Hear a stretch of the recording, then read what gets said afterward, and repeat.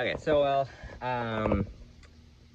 the other thing that could be wrong with the Mercedes, that all seems like it could be the case, would be the battery not having enough amps to crank over the big starter and the big engine that needs to go. So we figured that the battery's kind of old anyway, so I got a new one from old Walmart on our way home from church, and so we'll crank it over to see if that happens to do it.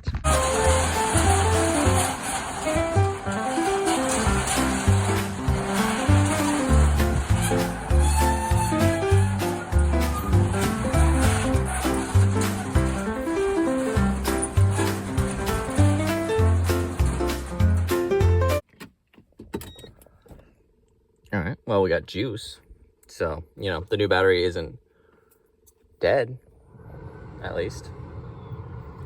Glow, glow, glow, glow, glow plugs. Oh, sad. Well, it's worth a shot, I guess. We also, since that didn't work, to crank it with the new battery. Glad I bought a new battery, but whatever. We have a new one, so that's good. Let's see if I can fish a breaker bar down onto the crank pulley. See if I can crank it. The downside of having zip ties holding this on is you have to cut a bunch of zip ties to get your little lip off. But I think I can fish under there. Hopefully get the wrench on. It's very tight, but we'll see. Well, to get enough room in there, I had to go from the top and take the fan off. But the fan's fairly easy to get off. It's kind of a tight squeeze, but it does move. The belt's rotating, so I guess that's good. Doesn't really help my fusion, but so I just tried to crank it over, and it did crank over and almost start. Well, it did start for a second, it died, I think, or cranked over a little bit, and then it wouldn't go again when I tried it again. But then I cranked backwards on the pulley again, and then it did the same thing where it turned again. It's almost like it's getting stuck at a place. But this apparently is also a notorious fuse switch thingy, and some of these connections are corroded, so I was going to pull them and clean them and see if that helps anything, but I still don't think this would make it like stop cranking.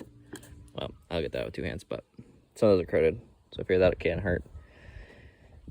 And yeah, I don't know, maybe like the injection pump fell off or something. I don't know, very confused. So I was cranking it over by hand. It's had that start stop down there at that one spot, which didn't even look like compression was like holding it back, because the chains actually stopped moving in there, because you can see timing chain. And then I just went over here with this apparently troublesome guy, and I cleaned those contacts and put dielectric grease in them because they were a little corroded, and then it just started. So I'm confused. So I'm curious if I can do the same thing if it'll have the hard stop again, because it's turning. See the shaft turning, or the gears turning. So maybe it just gets to a point where the compression holds it tight, and since I was going backwards the other way, it was letting it out. So it's getting harder. Presumably compression stroke. Now, oh, maybe. No, it's not stopping. Maybe someone just bound up. I'm so confused. Maybe I should oil change now, in case something grenaded or something and got stuck and wedged, and then now it's broken loose for some reason. Okay, with the rough running, I decided to go ahead and pull the injector lines and replace the seals, which I super duper documented, forgot. Anyway, got this far, pulled the intake out. That was the main thing I did. Put that fan back on with some annoyance, but got the first of those little stands out, and then the O-ring here. Kind of see that cracked, split up bit, I'm assuming, is where it was leaking. So, looky there. Well, all of these are nice and rotten. They're breaking as I'm coming off, so I think they were time to go. And these little copper guys seat in there, and they've been stuck in there. And they gave me this little tool come out with, which I can definitely not do with one hand, but well, I guess I'll clean that up. All right, spring cleaned up, and new copper guys stuck in there, new O-ring here, and so I just gotta slip that on there without tipping over the spring and tighten her down. And then, yeah, and then these little cog guys go down and lock it in place like that one on the backside has. All right, got all 6 new O-rings and little washer guys back in. Got the little cog clampy things back in place, overlapping, alternating. Put their little lock bolts in, and get the hoses tightened down more, and then yeah, I just clean up the intake, put a new intake gasket on, and good to go. All right, I'll tighten down. Interestingly enough, this here with these fuel lines coming out of it is the injection pump, which on this car, the OM606 non-turbo, has a electric computer-y controller thingy back there. I don't really know, but this is the part that you can replace with the mechanical pump from the previous generation, from the 80s and earlier 90s version, which is all mechanical and it bolts right in. And then that's how you make that mechanical. And then on the turbo version of this engine, which this one's not turbo, but it can be made turbo, which I may do. But on the turbo version, you can then put a bigger turbo on it and hop it up. Or maybe use the same turbo and just does more fuel. But this may get replaced someday. We'll see. All right, after probably longer than I should have, I cleaned off the old intake gasket, got the new one in, got all these little Torx threaded in. So I just gotta go through, tighten these down, fight to get this thing back over the top, put that cover back on first, over the top of this, and then I guess call it a night and crank it for a while in the morning, see if it'll start, and yeah, hopefully we're better. These guys gone. Well, getting that cross intake went a lot easier than it has in the past. Seems like every time I've done it, it's been a huge pain, but I think I'm learning, maybe. You gotta well, I oiled it up. Oh, my headlight's dying. Oiled it up, and then I shoved it in that way, and you push it kind of down and in, and it sits all the way there, and then I'll pull it that way to there, and then it actually works. If you don't get it all the way in that side first, then it's all pain. And I've fought with it for far too long, a couple times. It's really annoying. But anyway, I think with that, we're theoretically all back together. Let's say, broke vacuum lines or power lines or something, but I think theoretically it should start back up once I get fuel primed back up into the system. So yeah, I'm gonna call it a night. It's far too late, but so it goes. All right.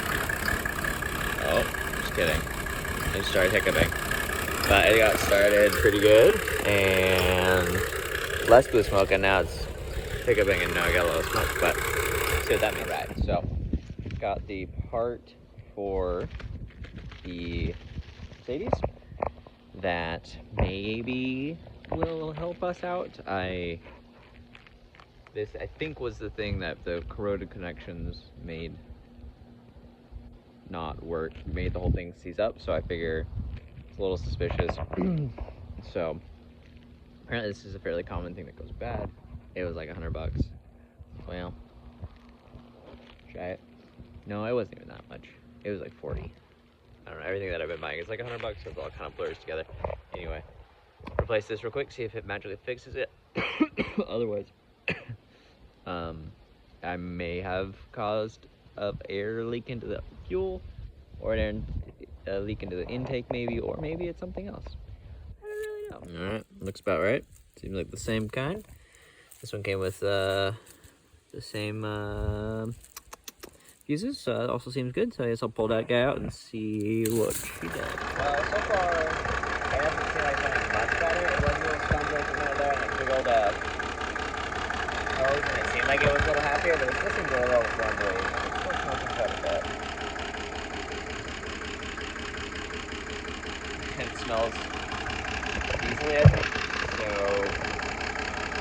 I don't know. Somebody was saying that maybe the EGR, that could be a vacuum line to the EGR or something like that. So it could be that also.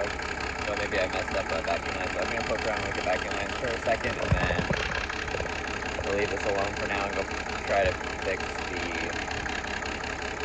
or get going on the power strip, I think, so that I have a better idea. Besides, I can actually diagnose if that is what it is on the power strip. I haven't done it yet, so that'll be a good next step. I just remembered that I just saw the check engine light on, and I was like, oh yeah, how am I going to tell what that is? And I was like, wait, this is new enough. This has an OBD2, and we have a scan gauge on here, so I can just read the codes, and it says it has 4 codes stored. Let's read the codes. Maybe that'll be informative. Duh.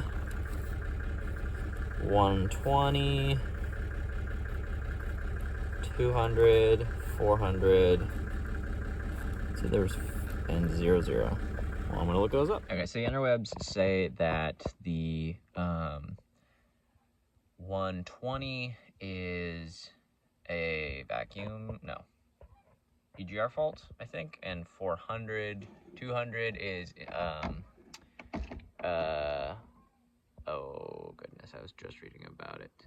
The injection pump thingy sensor, I think, and then up the 400 is a throttle position sensor, and all of which sound like it could be vacuum lines / the EGR flap not working, which could be because of vacuum lines. So one of the lines, I think that was on one of the little flappies that's in the intake, was kind of crusty, and I was tugging on that and messing with that while I was in there, so that might be leaking, and that'd be easy.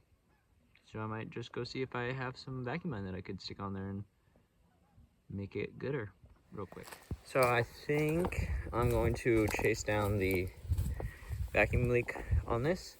I'm gonna get some vacuum line tomorrow, because I think the stores are closed by now, and I'll see about replacing those vacuum lines and see if that helps, because I think it might be that, or it could also be the EGR is clogged, because the intake was pretty sooty on the one side, so it could also be that some of that stuff is getting clogged up. But I think the vacuum lines seem likely, so I'm going to move on and do the diag on the power stroke.